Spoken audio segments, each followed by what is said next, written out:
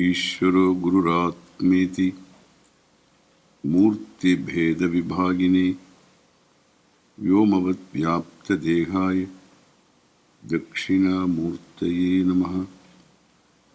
Om.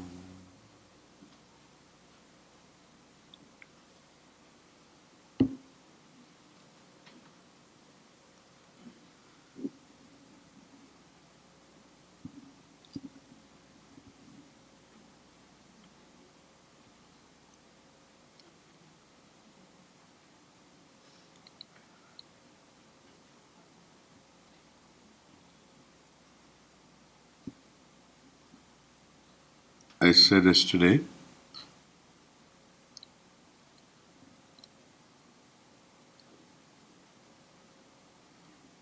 a born child is totally helpless, and the total helplessness is compensated by absolute trust in the people who take care of the child. The child has total trust. It delivers itself to those hands.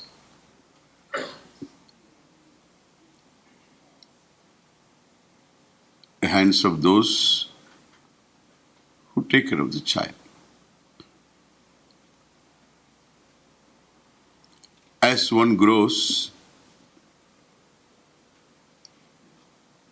these people in whom the child had total trust. Total trust means there is nothing that the parents cannot do. Foster parents, nothing they cannot do. There is nothing they don't know. Then only you can trust totally. In time, the child discovers the parents are fallible, they are limited in knowledge, limited in resources, they are subject to illness, aging, death, and so on. And therefore, it's a great disappointment, really, for the child. As one becomes an adult, one does continue to feel helpless. The helplessness is in every area of your life. In terms of fulfilling your desires, you are helpless. In terms of certain wishes you have got, you want the people to be a little different, your own people, and every wish of that nature turns into despair. You know that. You can't change your children. You can't change your parents, of course. You can't change anybody. Honestly, all these great people come and go. People remain the same.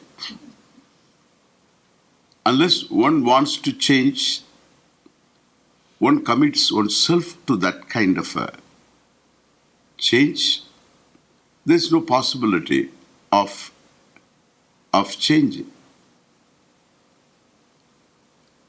When I first started a course, I didn't have any previous experience of teaching a set of people in a course situation. This kind of teaching is done over a period of time, 12 years, whole lifetime learning. But then I thought perhaps within certain definite span of time, I could impart this knowledge. I thought, not only impart this knowledge, it's meant for changing. I thought I could change people. I started a course. I took whoever came.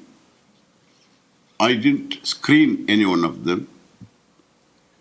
I took whoever came first. I had about 60 rooms, 60 people I took.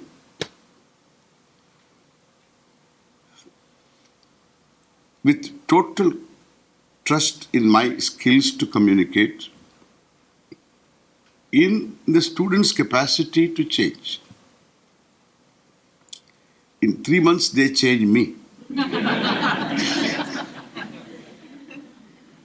I learned quickly that I cannot change anybody. That's another enlightenment, understand? That's why I can relate to people as they are. I am relaxed. I don't have this delusion that I'm going to change the people. I help the people think in a certain way.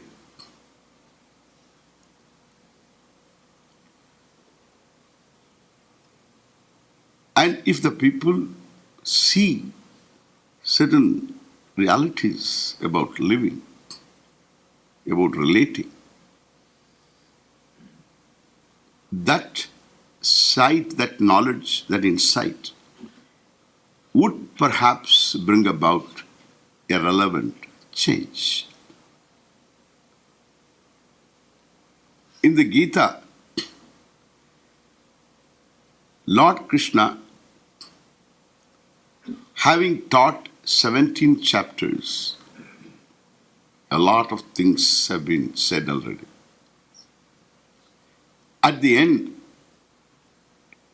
he tells, Yatechasi tatha kuru. I have taught you, there is nothing more to say for me now. Now you do what you want to do. This is what he said. He gave him a blank check. I think that's what every teacher should do. Yatechasi tatha kuru. Yatha ichasi tvam. As you desire, so you do.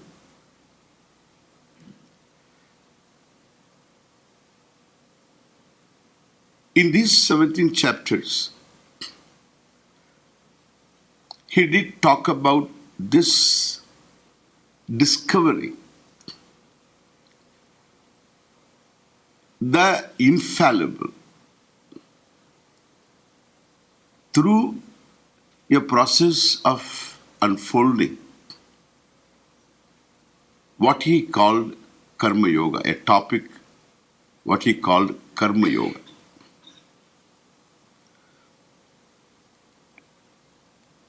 That's the most important topic in the Bhagavad Gita.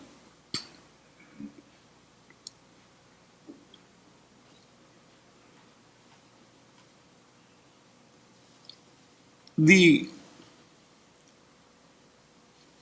topic is discussed in many chapters of the Gita. In fact, all through it is discussed. But initially, in the second chapter, which is the first chapter in terms of teaching,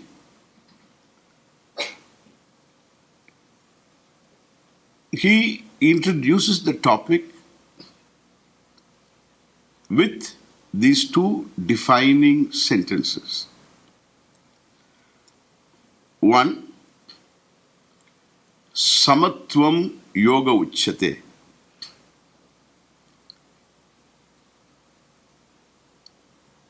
And number two,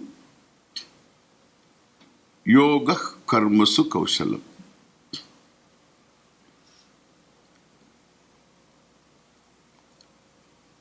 We are going to follow the same method of Lord Krishna in the Gita. how he unfolded this topic through these sentences.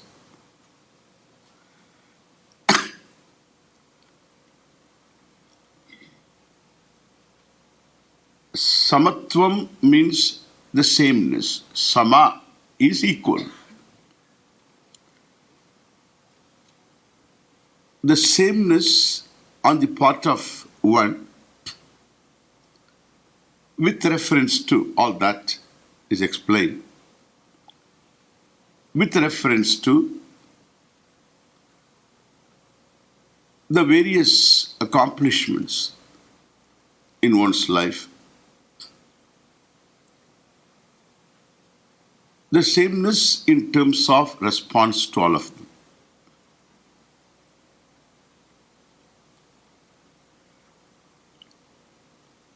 It is recognized in the Gita that every human being self-conscious, there is a certain sense of limitation about oneself. This problem recognized, then it has to be addressed. Generally, we don't recognize the problem. The sense of limitation manifests in the form of desires. They are called in Sanskrit kamaha. We only recognize the desires and the objects of desire. They can be brought under two broad heads. One, what I want to have, which I don't have, and what I want to retain. This is one. Positive. I have something I want to retain. In terms of health, in terms of wealth, in terms of a relationship. So I have them, I want to retain. In terms of hair on your head or the color of your hair, you want to retain. And what you don't have, you want to gain. Then we have an equally powerful kama, desire, to avoid what you don't want. There are a lot of things I don't want to happen.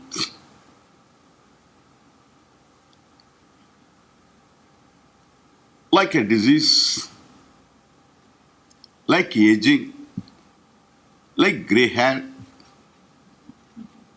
A lot of things I don't want to happen. That extra kilo, I don't want that to happen, and therefore I make efforts every day. What are these Arabics otherwise? You want to burn the calories. So that certain things I don't want don't come to me. I keep away. Keep the extra kilo away. Keep certain people away. Certain events away. And there is a commitment to avoid all of them. And that effort to avoid consumes my time, my energy, sometimes money. And in spite of all my efforts, certain things I don't want sneak into me. And then I have to get rid of them, like an ulcer.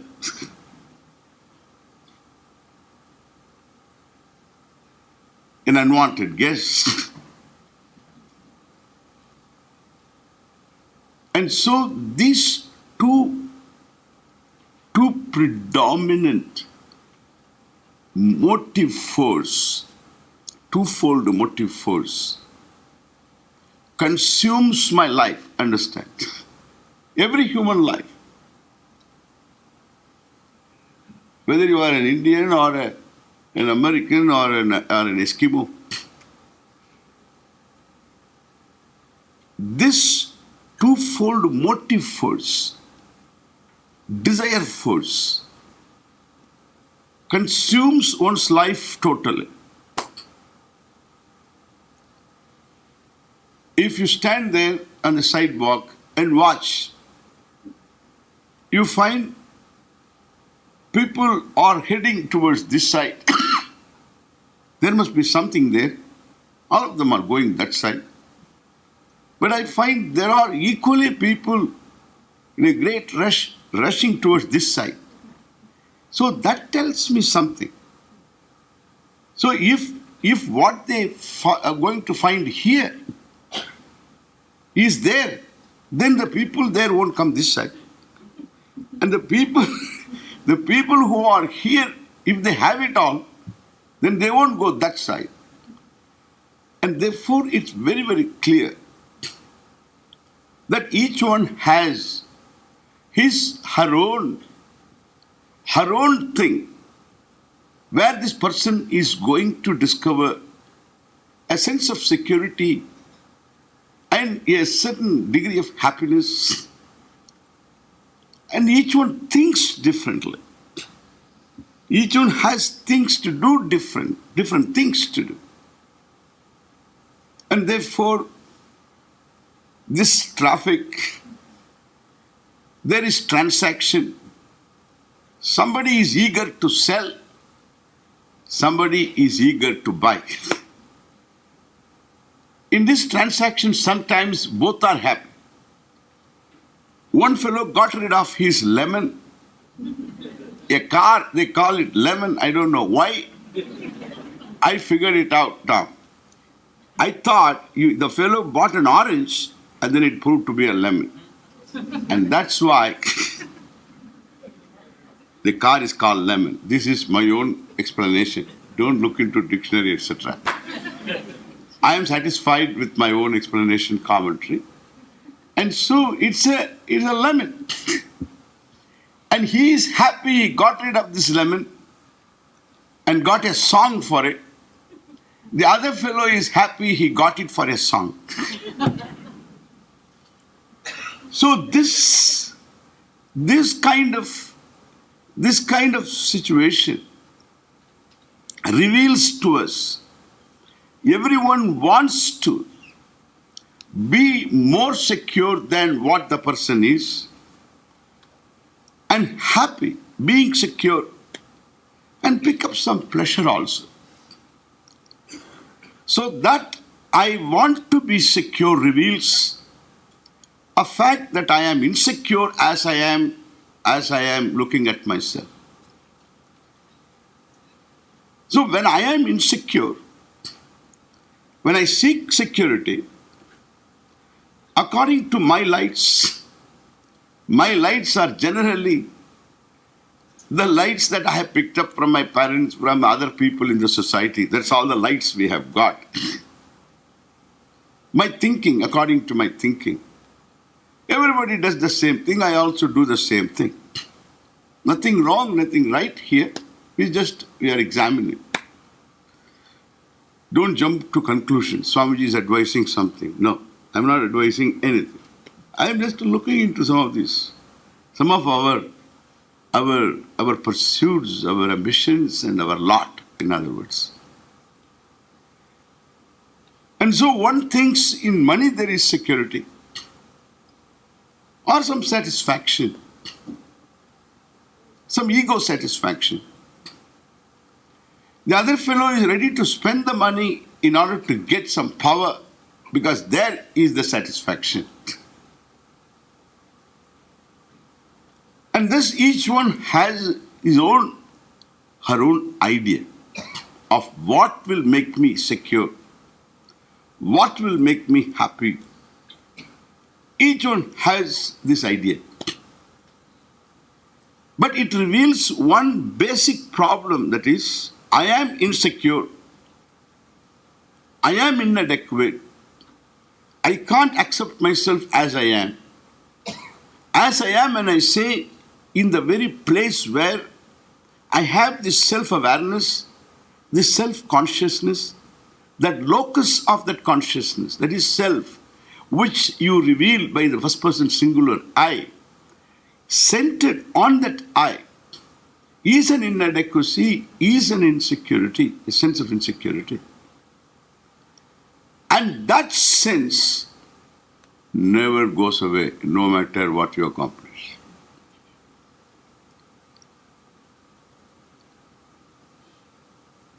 And therefore, there are two problems here. So one problem is to address this problem, this basic problem, asking the question, am I insecure? Instead of seeking security, which is not going to be really, successful. Because everything I seek is also equally insecure. A drowning man who doesn't know swimming caught hold of another fellow who was there and then caught hold of him, and he thought God sent this fellow. He grabbed him, this fellow grabbed. Both are insecure. Both are displeased. That is why in marriages, two displeased persons do not make one joy somewhere. In the wrong arithmetic. So two displeased persons do not make a pleased or an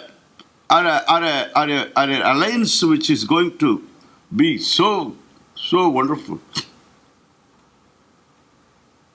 And therefore here, this is a basic problem. It's very clear that anything I hold on is equally insecure. Money is insecure, power is insecure. A relationship also is not very secure. The person is gone. That is why even in the vow of marriage, they say, until the death part us. What a thing to tell when you are getting married. In India, they won't do that. It's a bad omen to talk about death and you are getting married. Until the death part.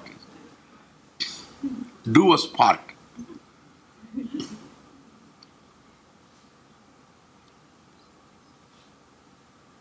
Funny thing. And therefore there is nothing which is secure in the time-bound world. Things are always changing, are always in a flux. And the one who is looking at it also is changing in the process.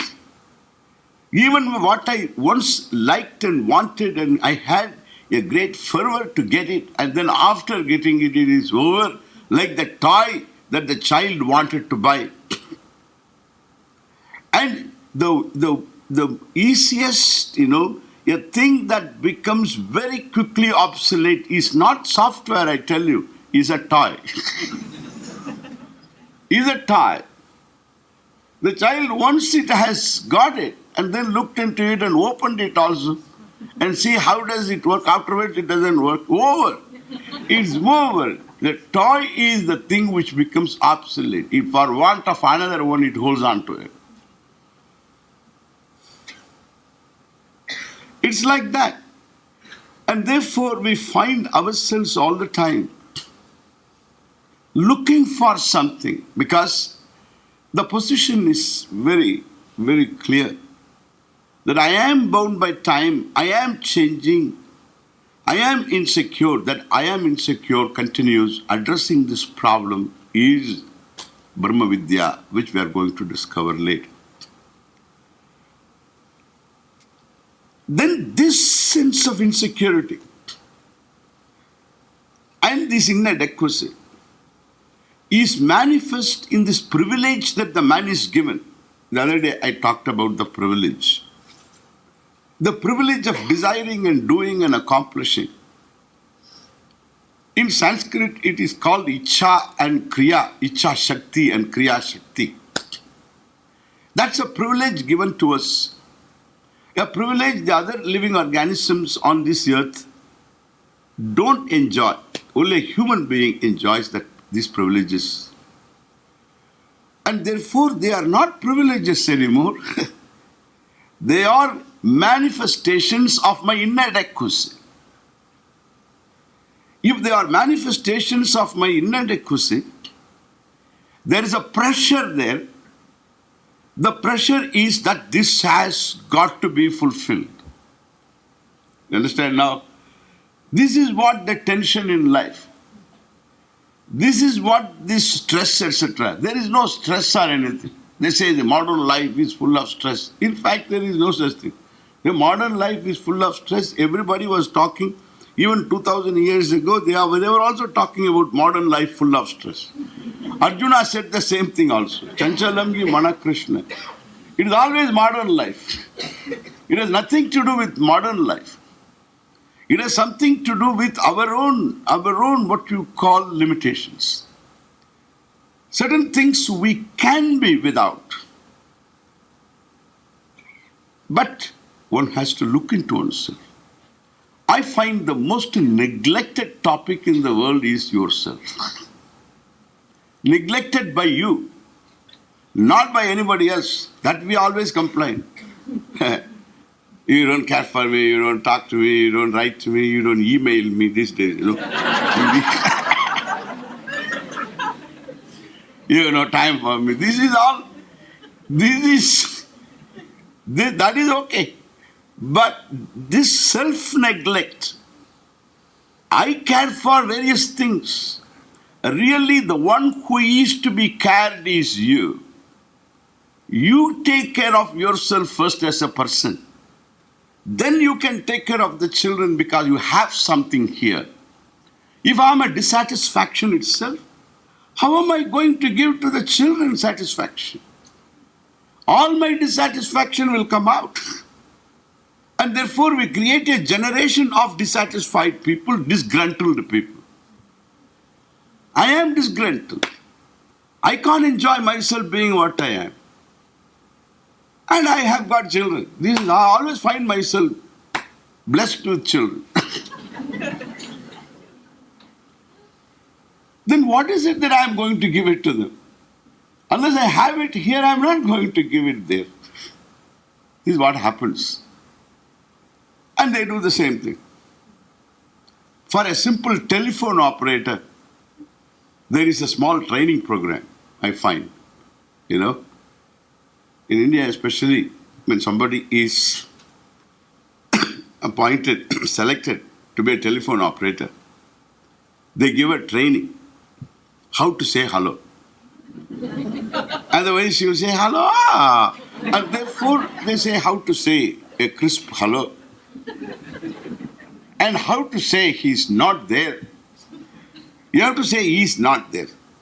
And how to say he's not there. He's not there. Don't say that.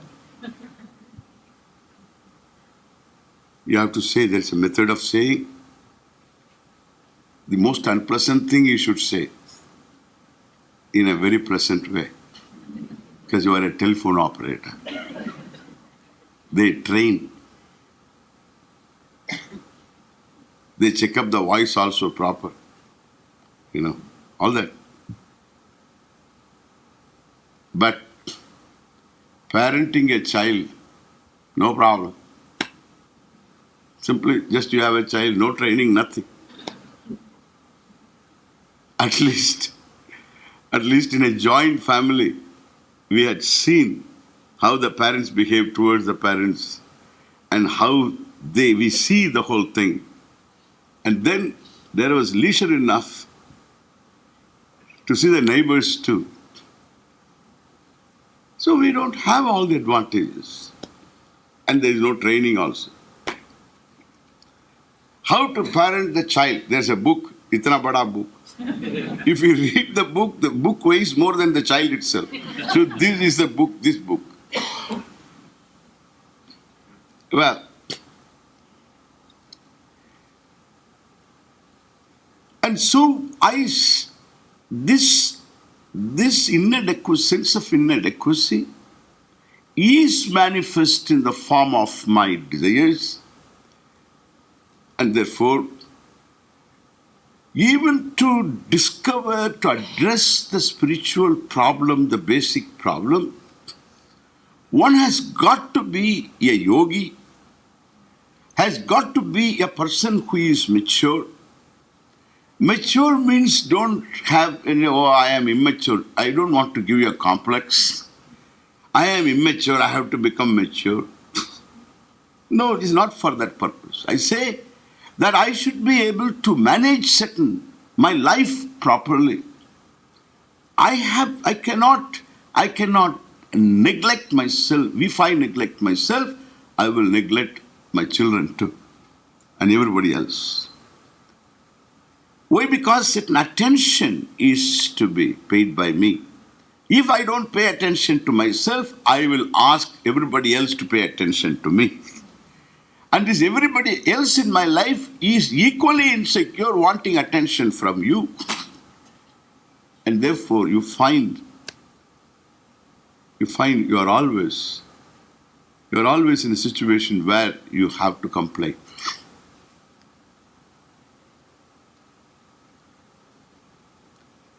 So when you pay attention,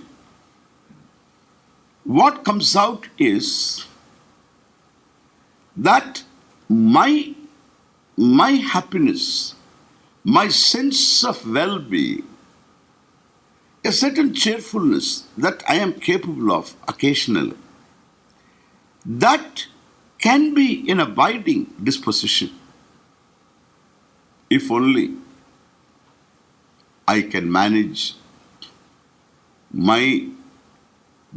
what we call these desires, two types of desires, raga and dvesha. These two types of desires are called raga and dvesha. Raga, dvesha, we don't want you to give up. Please understand. You cannot give up your likes and dislikes, your desires in the form of what you want, in the form of wanting things to happen to you. It can be objects, it can be a relationship, it can be a change in others, etc. You want a lot of things, certain events to happen. And there are certain things you don't want. They are called raga. One is raga, the other is dvesha. Listen to this carefully. How am I going to, people say that these raga dveshas you cannot fulfill. It is always good to know what is not proper first, before we understand what is proper. Then only proper will become clear. The same thing like in mathematics, reductio ad absurdum. So you propose a formula and afterwards prove that it is absurd. Then afterwards you tell what is. Then it works. The good old method, our method it is. Method of teaching. People tell me, because you have got raga dveshas, you read this in all these books. These raga dveshas you have got, likes and dislikes you have got. Likes and dislikes means I have got my own way of using them. And these positive desires for things to happen, things to retain, and desires to avoid and get rid of. These are said by me, raga and dvesha. In English, likes and dislikes, we say. So these likes and dislikes cannot be met with. Some you can. Never you are able to fulfill a desire totally. It is always, in the American way, they say that. This is how they indicate their position. How is the new job?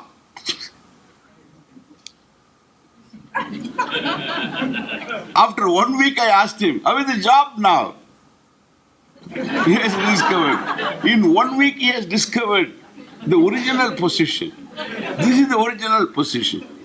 He didn't know the boss, therefore he said like this. Then after 1 week, he met with, already had some interaction with the boss. Enough. Now it has become like this.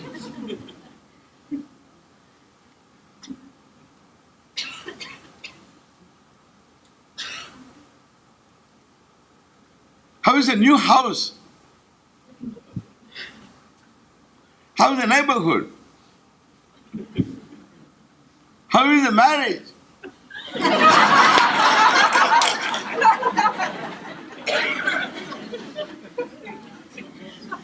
This is what it is. You cannot fulfill a desire totally. There is always a but. How was the holiday? This is good. You can't say, nobody can say holiday was bad. You always have to say it was good. Because otherwise you make yourself a fool. And therefore, so you have to say it was good, wonderful. Holiday was wonderful. Then you go into the details of these wonderful things. Then it will be full of things which don't contain any degree of wonder. Understand?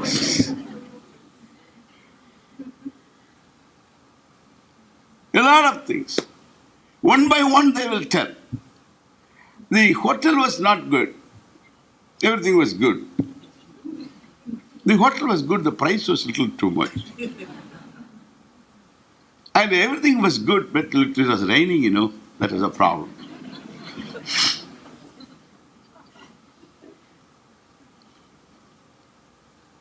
It was all nice, wonderful, everything was good, the package was good, everything was good, but I slipped.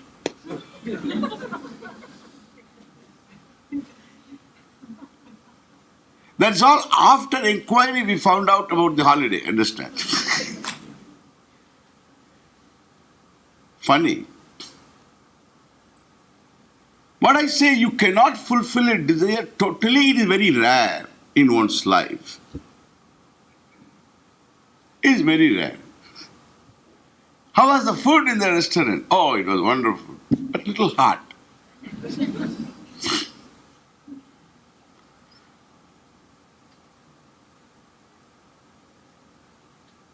All the ambience was not good. Food is good. Kuch na kuch. This kuch na kuch, says one reason or the other.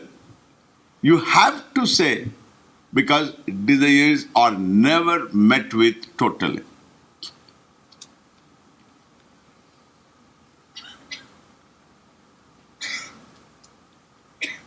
And therefore, the man says, the book says, that as long as you have these likes and dislikes, you will remain disgruntled, unhappy. If you have to become happy, you should give up all your likes and dislikes. People read this and then they have a new question. Swamiji, how to give up the likes and dislikes? The question. The new like is there. To give up the new like and new dislike also. I dislike these likes and dislikes, and I like to give them up. That's added. Previously, at least you had likes and dislikes. You try to fulfill them. Now you can't enjoy them also. This is exactly the doctor telling. The patient who says, I have got severe headache. Hey, don't worry, remove the head. You will have no headache at all. Every human being is likes and dislikes. There is no human being who is free from likes and dislikes, and in fact, no organism which is free from likes and dislikes. The AIDS virus has got its own likes and dislikes. It goes and sits upon the T cells. What a like, idiotic like. It's Asura.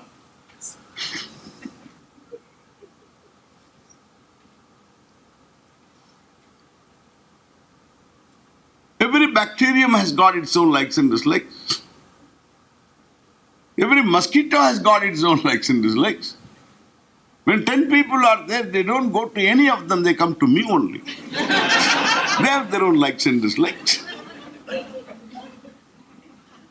I don't know why. I attract. I am the mosquito repellent for everybody else. Always. In India, suppose I sit there out and then 10 people are around, I get all the mosquitoes. Why? Why? They have their own likes and dislikes.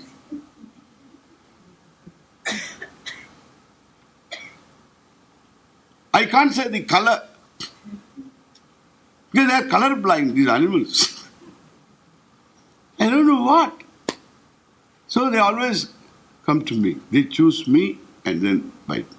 This is aside, I tell you, some piece of information I have. Don't blame the mosquitoes, all the mosquitoes. They are not to blame, really. Because they are all vegetarians to start with.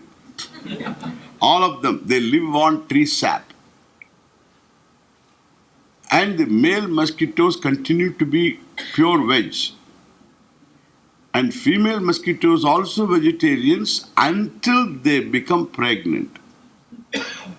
Once they become pregnant, they need a blood meal. Therefore, they come to you, just asking for some blood. In fact, you are donating blood to a pregnant woman. Really. If you understand that, you will not have so much rancor towards these mosquitoes. Everybody has his likes and dislikes. Think of Lord Krishna. He had his own likes and dislikes. He always came with Pitambaram in yellow Angavastra, in yellow cloth. And he didn't like guitar. He always liked a flute. Don't say at that time guitar was not there. He could make one, Krishna.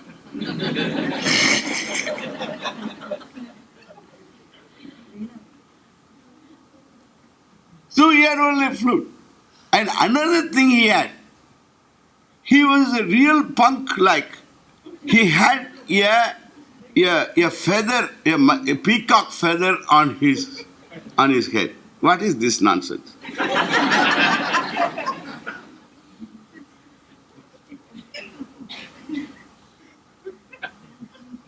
Well, because he loved it. He liked it. He wanted to be different from all others. He was different and he wanted to be different, also recognized by all. And he had what is wrong in that. Don't be afraid. Don't get upset if your son comes with 1 earring.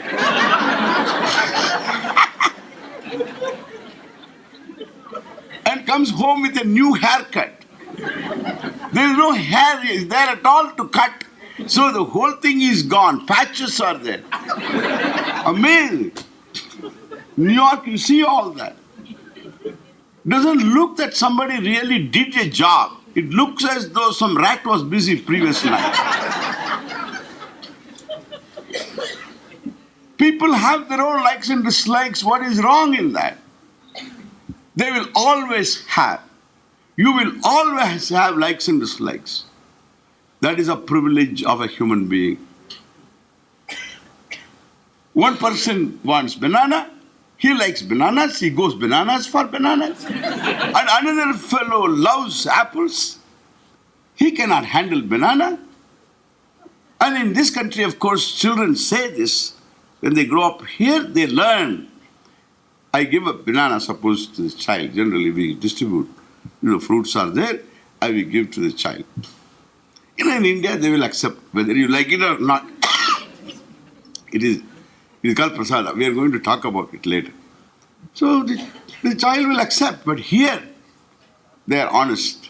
They say, "Can I have an apple?"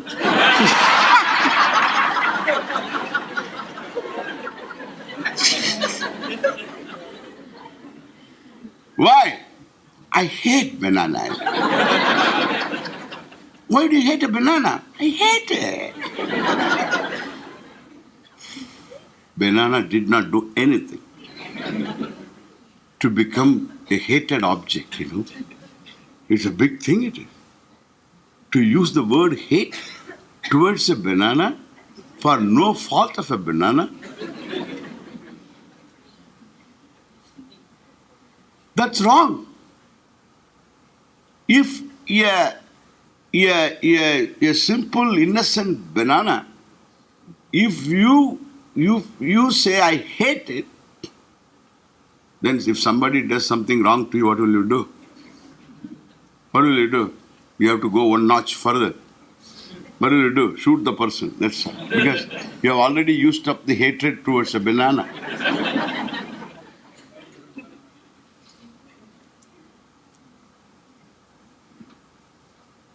Thank God somebody loves bananas, somebody loves apples, so that banana guys will get bananas and apple guys will get apples.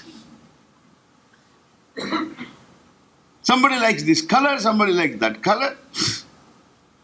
And the whole society is colorful. There's nothing wrong in all this.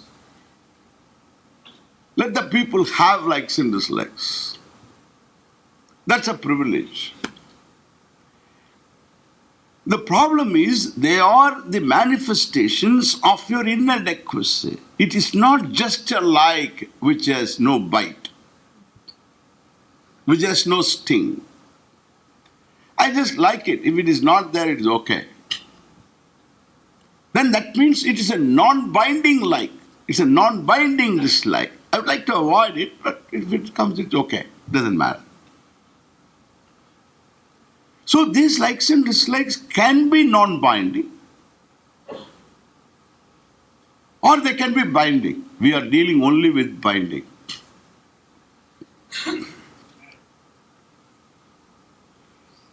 Because they are the expressions of inadequacy, not adequacy.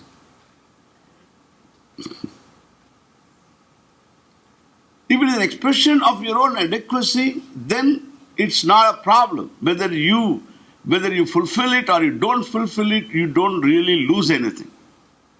That's wonderful. That's purely your privilege manifest. But these likes and dislikes that are really to be dealt with are the ones that have to be fulfilled. There is a pressure. The pressure is caused by the inadequacy itself. And the knowledge we have, this fulfilled, I should be okay. If this is not fulfilled, I will never be okay. And therefore, that is the pressure built up there. This is called Vega. And they decide exactly whether I am going to be happy or not. Understand now? Therefore, they are no more privileges. These likes and dislikes are no more privileges. They hold me as a hostage. They take me for a ride. I don't wield them. They are not my privileges anymore. But they are the masters. They make me dance. They decide when I would be happy and unhappy. If I deliver myself to the hands of likes and dislikes, for my sense of security and happiness, I am done. I don't need a mother-in-law or anybody. I need only myself. I am finished. How can I just neglect this issue?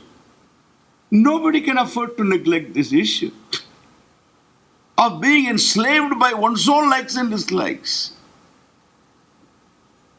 And you can't be without them either. Like even hunger is there as long as you are there alive. Breathing is there as long as you are alive. These likes and dislikes will be there as long as you are alive. Even when the fellow is dying 90-year-old, and he will say, so can you get me a cup of coffee? So she gets a cup of coffee. What is this? There is no sugar. It will not leave, I tell you. It will not leave. It will not leave. Need not leave, I am telling. I don't want you to drop any one of them. In fact, you should be free enough to have a few more. That is what I am working at. Have a few more. You can't be afraid of your likes and dislikes.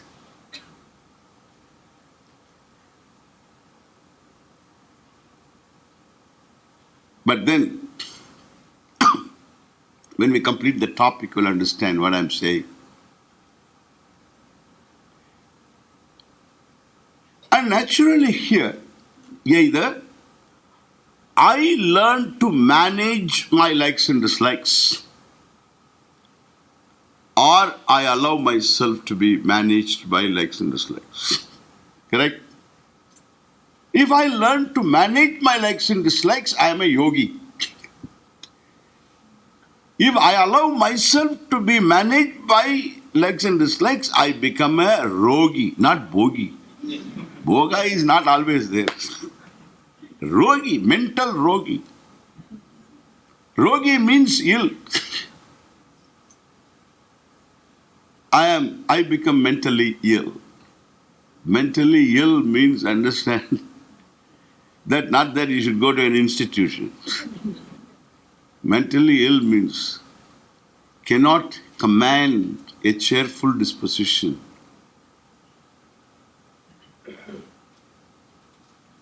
As a natural thing.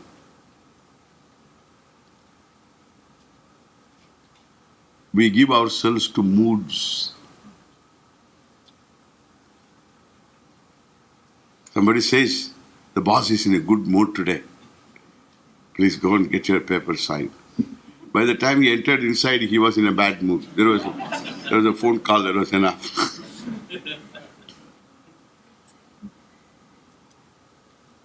There should be only grammatical moods, potential mood, imperative mood, subjunctive mood, benedictive mood.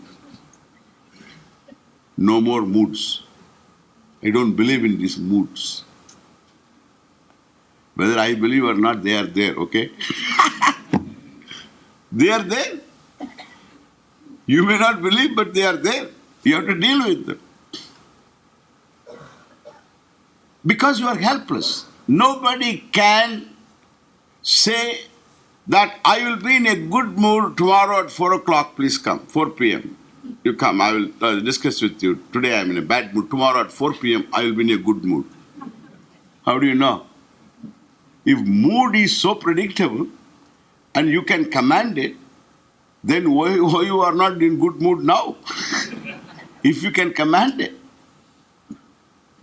you are helpless, absolutely helpless there. It is all because of Ragadvesha managing us, nothing else. Gita psychology is an adequate psychology. I won't say complete psychology. It's an adequate psychology for my well-being. I'm talking of the normal person.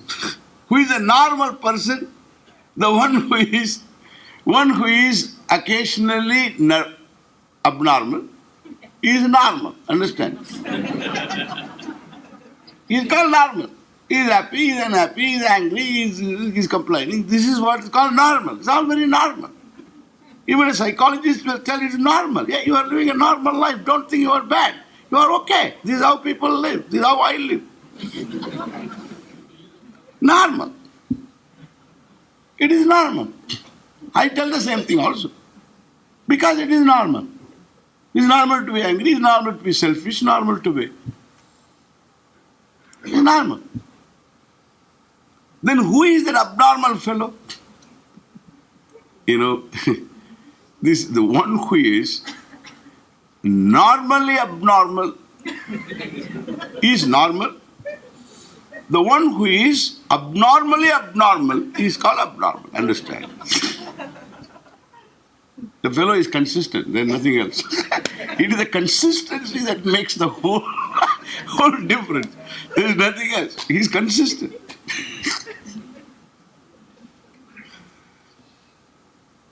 The problem is consistent people you can deal with. Who is really abnormal, consistent, we can deal with that fellow. But if this person is consistently normal, we can deal with that fellow. But he is normal, abnormal, like a whale, moving. Then you don't know. You don't know how to deal with. You have to wait for that person to become normal. When he became normal, I was already abnormal. Having waited all this time waiting for the normalcy of this fellow, I became abnormal in the process, and he became normal, and then I am abnormal, and he became abnormal. This is called healthy interaction. We call it samsara. Ridiculous. And so, what is it that I can do to manage my likes and dislikes? Managing my likes and dislikes is to be reorganizing my inner self. In other words, reorganizing myself. That's better. Why inner self and outer self? Myself.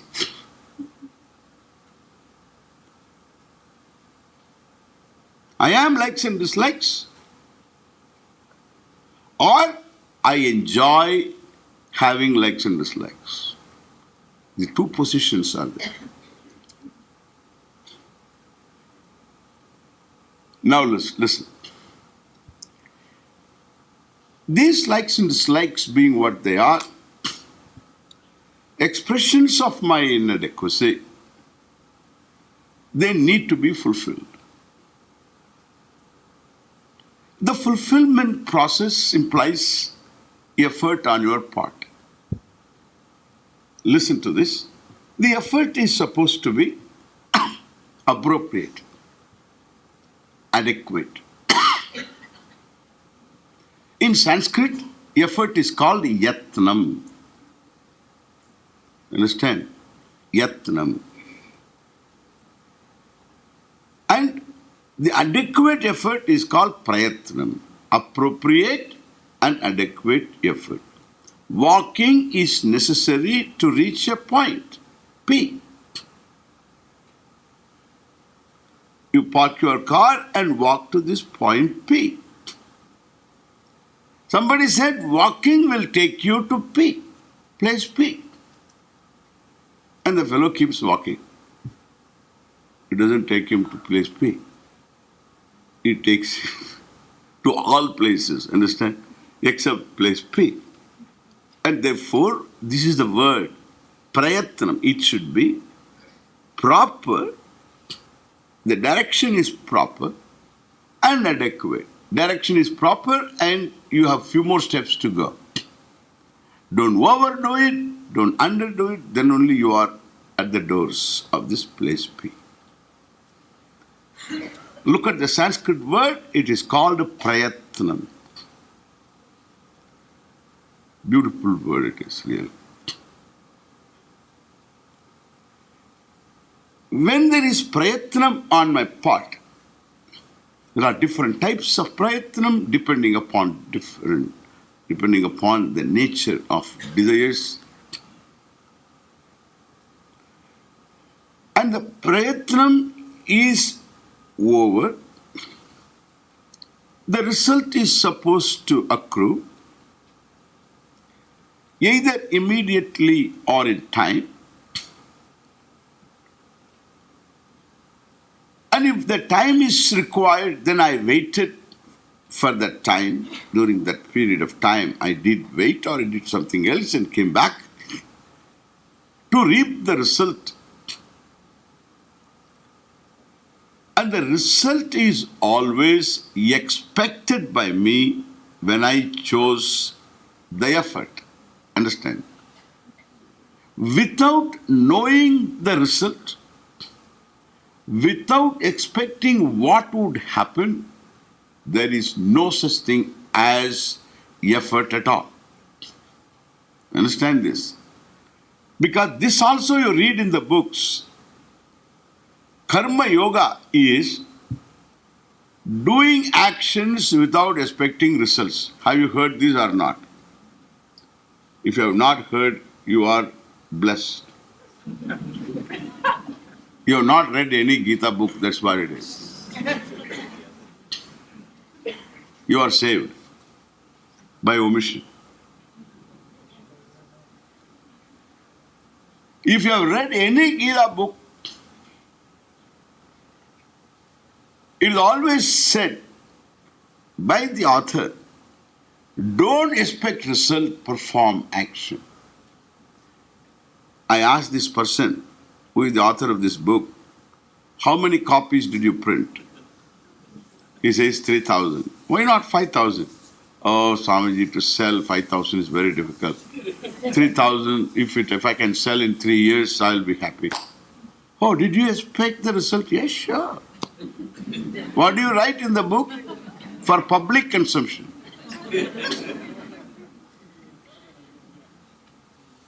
Perform action without expecting result. Mandopi na pravartate. Even a manda, a dull-witted person, prayojanam anuddishya mandopi na pravartate. Without expecting a result, even a dull-witted person will embark upon a course of action. Result is always expected. Nobody can open his mouth without expecting the result of mouth getting opened.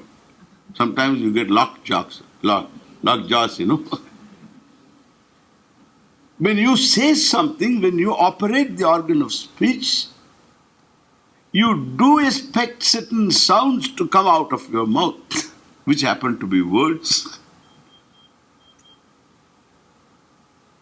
Nobody can perform any action without expecting result. If you say the person is foolish, then he expects a result which is not there. That's all. He gets I told him, he wanted to have a haircut. And then I asked, get the scissors and cut. I told him. He bought the scissors and cut the bush, in the compound. And then complains to me, my hair is not cut, I have been cutting. This is what is called foolishness. That's why such fools don't exist in the world. Understand? That's why I have never seen a fool in the world. Because I watched, one person said he's a fool. I watched this fellow eating. Then I thought he would put the soup, put it in his ear, and he put it in his mouth. And he's not foolish. It's all brandy. I don't like calling any person a fool, any person a beggar. People sometimes do foolish things. People live a life of beggary. They are not beggars. I can't call a person a criminal either. A person may be given to crime. He is a person. First and last, he is a person. Given to crime because of some pressure. And therefore, there are no criminals in the world. There are no beggars in the world. There are no fools in the world. But our head is full of them. Stupids. Stupid. You are stupid. Yeah, an action can be stupid. Don't say you are stupid. Because it's born of you. Therefore, you should be super stupid. And then only...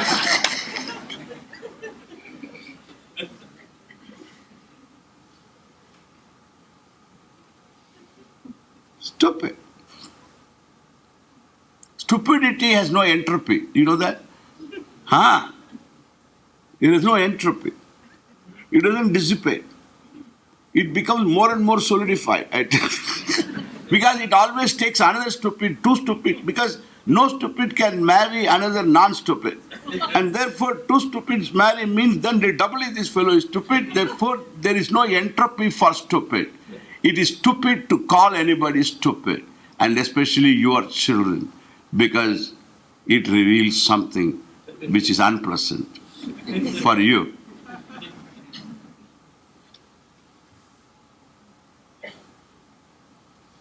These are all serious things, please.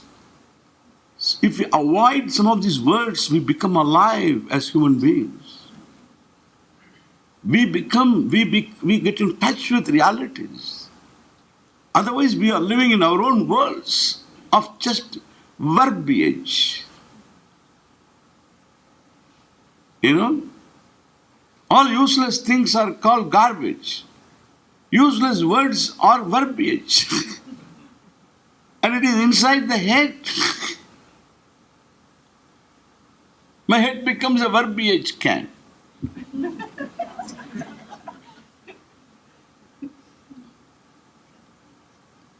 Meaningless. And therefore, mandopi na pravartate. Nobody performs an action without expecting a result. And therefore, we have settled this much. We have a settled understanding that everybody has likes and dislikes. They are not always born of certain adequacy. They are born of certain pressure, inadequacy. They need to be fulfilled. Attempt is made, prayatnam. The results are going to be there because for the result alone the attempt is made. When the result comes, I am going to make a judgment. And the judgment I cannot avoid either. Because man is, when you are performing an action expecting a result, you are going to look into the result and see whether it is in keeping with what you wanted. And therefore, when the result comes, you find it is equal to your expectation. Not always, please. Equal to your expectation. You wanted to hit the homer, and you swing the bat, then look up. It is sailing to Netherlands. Wonderful. Not always. You swing the bat, you thought he's going to the other end, then you find it goes up. Or the other fellow has the ball. Some sound was there. So you thought it was your hit. In fact, the ball hitting the gloves, that is the sound. And that fellow has got the ball. It's amazing. He produces the ball. We also, the one who watches also thinks that he has hit. But he does not hit anything. His ball is with this fellow. What do you call him? He's a wicket keeper. In cricket we say wicket keeper. Catch. Yeah. Behind the batter. Here the batsman is called batter. Because batswoman also can be, So batter is better.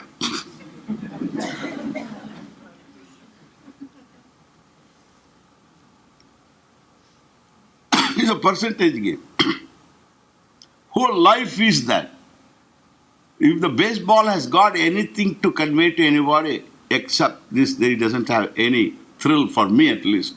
It has got only one thing it conveys to me. It is life is a percentage game, like the baseball. In fact, against the names they have got this percentage also. If you are a Maguire, then you are very lucky. You are a special person.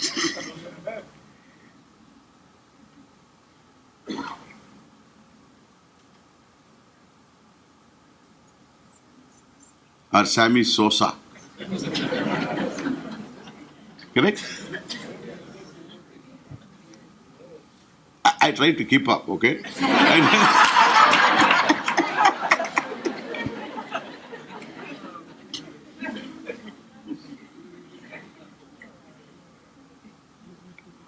Well, therefore, this is a percentage game. You make effort. What comes, the outcome is sometimes equal. Very rarely more than what you wanted. Generally less than what you wanted. Occasionally just the opposite.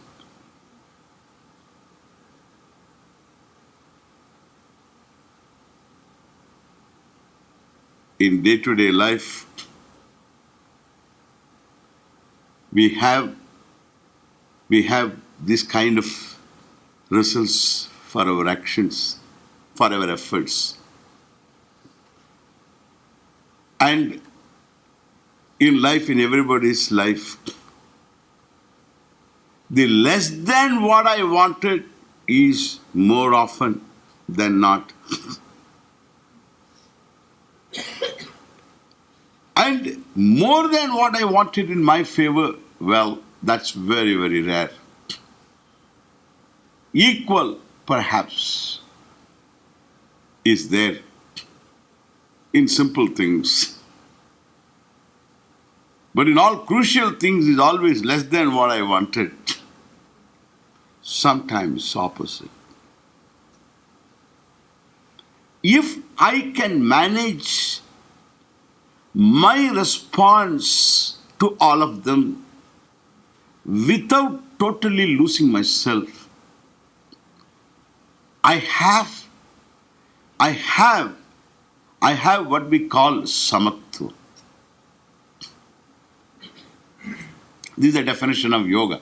Understand now, the definition of yoga is samatvam yoga uchyate. Samatvam is yogaha iti uchyate.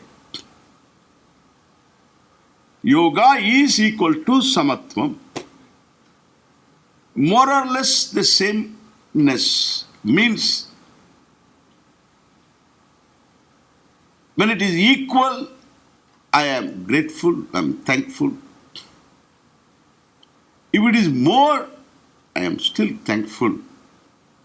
Less, it can be worse, therefore I am thankful. Even the opposite, well, what else I can do? It is a reality. I am able to accept it and pick up the pieces and try to make some meaning out of all this.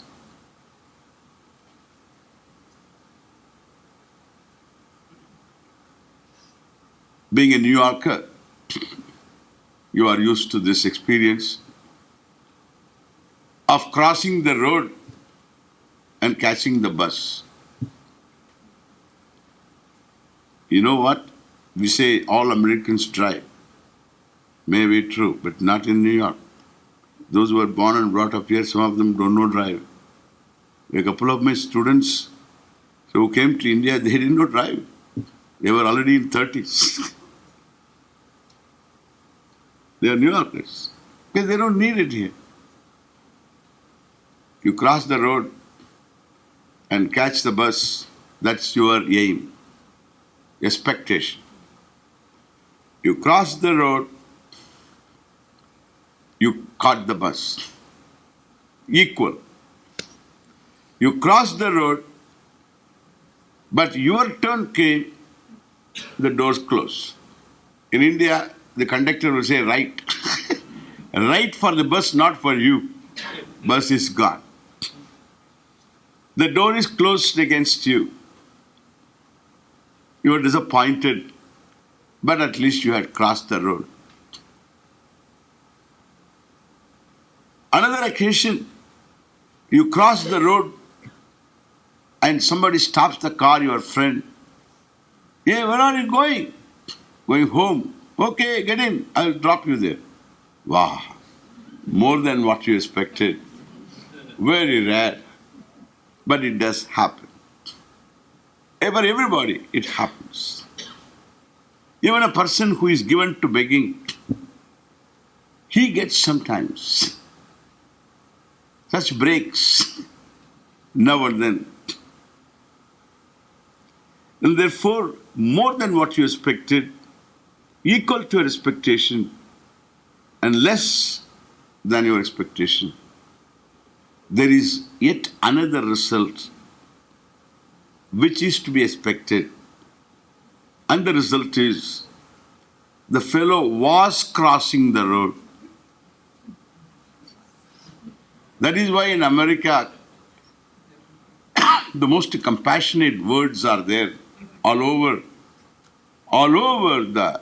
the the freeways and other roads. This big, this signboards with one letter H. Why? Why H? Nearest. To show the nearest hospital. Yeah. Americans plan well.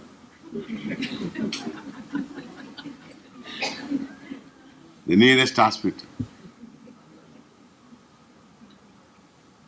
Why? Because the person was crossing the road, he ended up in the nearest hospital, wakes up after 3 days, asking certain questions which are basic.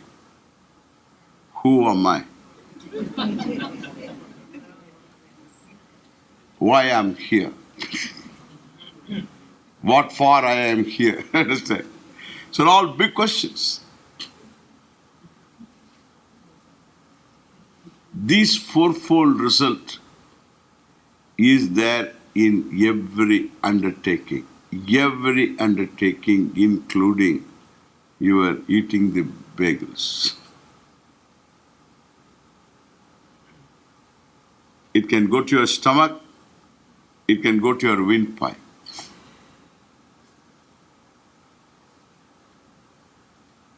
I know people dying.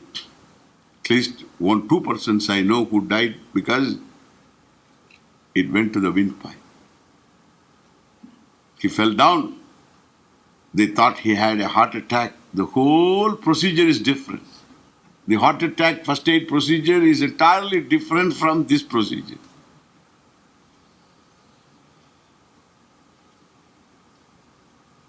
The man went into coma and he never came back. The brain was dead. No oxygen, gone, finished. It's all like this, twice. And therefore, I don't want to frighten you. Because there is nothing to be frightened. Really speaking, when this is there, always, still you have survived all these years, that means you are a lucky person. You don't need any other break to look at your life as a lucky one. How many times you have crossed the roads? How many times you have eaten quickly also? How many pills you had swallowed? They can go anywhere. And therefore, there's nothing to really despair. We are just looking at the realities. If this fourfold result is there, I tell you, take them with a certain composure. So equal, okay. More, happily, okay. Less can be worse. And the last one, still, I cannot say I'm happy, but at the same time, this is what it is. This time it happened. So many times I had the other three. This time is like this. Still I can be okay, more or less. This capacity is called samatvam. Now please understand here. If I say this is samatvam, if this is the attitude which will make you on top of your likes and dislikes because they are fulfilled, you are okay. They are unfulfilled, you are okay. Where is the problem of likes and dislikes? But now I have told. Do you think that attitude will be there? No. No. In fact, it is nice to hear. When the thing that you don't like keeps happening, and already you have a failure buddhi. It always happens to me. Whenever I wait for the particular number of bus, that bus won't come. Particular number, that bus with a number, that bus doesn't come. I wait for 9, 9 doesn't come. All the time 10, 10, 10, 10, 10. Then today I decided to go by 10. Then 9, 9, 9, 9, 9. If we have to change the gate, in any airport, you have to change the gate. And your gate is always in the other terminal. And you have to walk through this underground walkway.